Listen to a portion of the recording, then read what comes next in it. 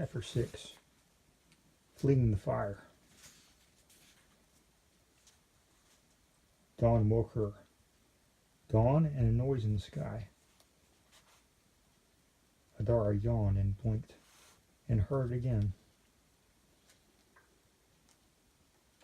She shinnied to the uppermost limb of the tree, as high as it would bear her, and pushed aside the leaves. There were dragons in the sky. She'd never seen beasts quite like these. Their scales were dark and sooty, not green like the dragon Hal rode. One was of rust color, and one was the shade of dried blood, and one was black as coal. All of them had eyes like glowing embers, and steam rose from their nostrils, and tails flicked back and forth as their dark, leathery wings beat the air. The rust-colored ones opened its mouth and roared.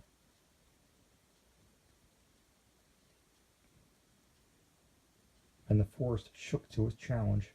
Even the branch that held Adara trembled just a little. The black one made a noise too, and when it opened its maw, a spear of flame lanced out, all orange and blue, and touched the trees below. Leaves withered and blackened, and smoke began to rise from where the dragon's breath had fallen. The one that colored blood flew close overhead, and its wings creaking and straining, its mouth half open. Between its yellow teeth, Adara saw soot and cinders, and the wind stirred by the passage was fire and sandpaper, raw and chafing against her skin. She cringed. On the backs of the dragons rode men with whip and lance, in uniforms of black and orange, their faces hidden behind dark helmets. The one on the rust dragon gestured with his lance, pointing at the farm buildings across the fields. Adara looked. Hal came up to meet them. His green dragon was as large as their own, but somehow it seemed small to Adara as she climbed it. She watched it climb upwards from the farm. With its wings fully extended, it was plain to see how badly injured it was. The right wing tip was charred, and it leaned heavily to one side as it flew.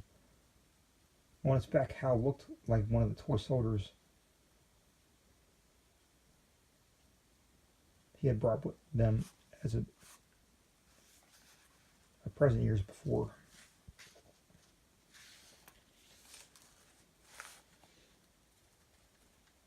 The enemy dragon riders split up and came at him from three sides. Hal saw what they were doing. He tried to turn it to throw himself at the black dragon head on and to flee the other two. His whip flailed angrily, desperately. His green dragon opened his mouth and roared a challenge, but his flame was pale and short and did not reach the enemy. The others held their fire. Then on signal, the dragons all breathed as one. Hal was wreathed in flames. His dragon made a high wailing noise, and Adara saw that it was burning. He was burning. They were all burning, beast and master both. They fell heavily to the ground and lay smoking amid their father's wheat. The air was full of ashes. Adara craned her head around in the other direction and saw a column of smoke rising from beyond the forest and the river. That was the farm where old Lara had lived with her grandchildren and their children. When she looked back, the three dark dragons were circling lower and lower above her own farm. One by one, they landed. She watched the first of the riders dismount and saunter towards the door. She was frightened and confused, and only 7 after all. And the heavy air of summer was a weight upon her, and it filled her with a helplessness and thickened all her fears. So Adara did the only thing she knew without thinking, a thing that came naturally to her. She climbed down from the tree and ran. She ran across the fields and through the woods, away from the farm and her dragons and the family. Away from all of it. She ran until her legs throbbed with pain down the direction of the river. She ran to the coldest place she knew, to the deep caves underneath the river bluffs, to chill, shelter, and darkness and safety. And there in the cold she hid. Adara was a winter child, and cold did not bother her, but still as she hid she trembled. Day turned into night. Adara did not leave her cave. She tried to sleep, but her dreams were full of burning dragons. She made herself very small as she lay in the darkness and tried to count how many days remained until her birthday. The caves were nicely cool. Adara could almost imagine that it was not summer after all, that it was winter, or near to winter. Soon her ice dragon would come for her, and she would rise on its back to the land of always winter, where great castles and cathedrals of snow stood eternally in endless fields of white, and the stillness and silence were all. It almost felt like summer as she lay there.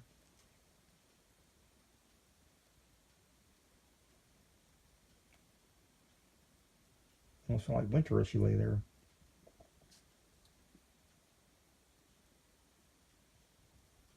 The cave grew colder and colder, it seemed. It made her feel safe. She napped briefly. When she woke, it was colder still. A white coating of frost covered the cave walls, and she was sitting on a bed of ice. Adara jumped to her feet and looked up toward the mouth of the cave, filled with a wan dawn light.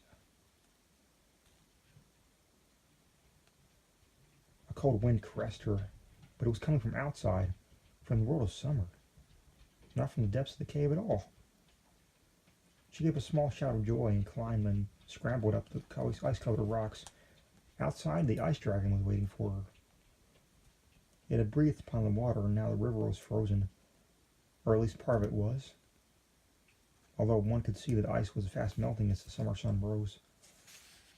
It had breathed upon the green grass that grew along the banks, green as high as Adara.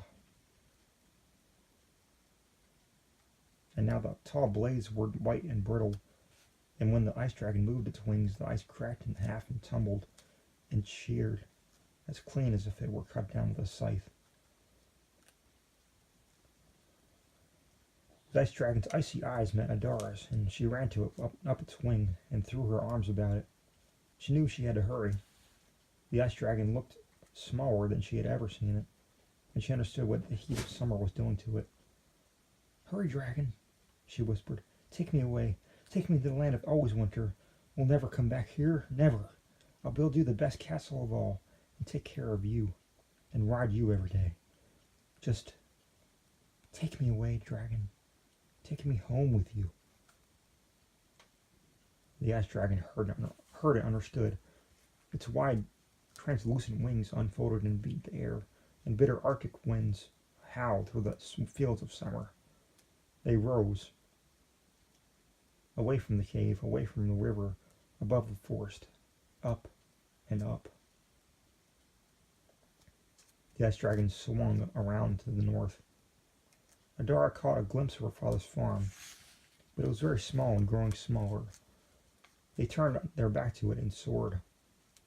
Then a sound came to Adara's ears. An impossible sound. A sound that was too small and too far away for her to ever have heard it, especially above the beating of the ice dragon's wings. But she heard it nonetheless. She heard her father scream. Hot tears ran down her cheeks, and where they fell upon the ice dragon's back, they burned small pock marks in the frost.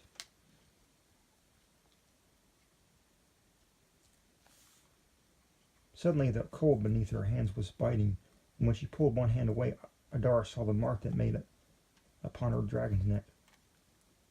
She was scared, but she clung. "Turn back," she whispered. "Oh, please, dragon, turn back." She could not see the ice dragon's eyes, but she knew what they looked like. Its mouth opened and a blue-white plume issued, a long, cold streamer that hung in the air. It made no noise. Ice dragons are silent. But in her mind, Adara heard the wild keening of its grief. "Please," she whispered once again. help me." Her voice was thin and small. The ice dragon turned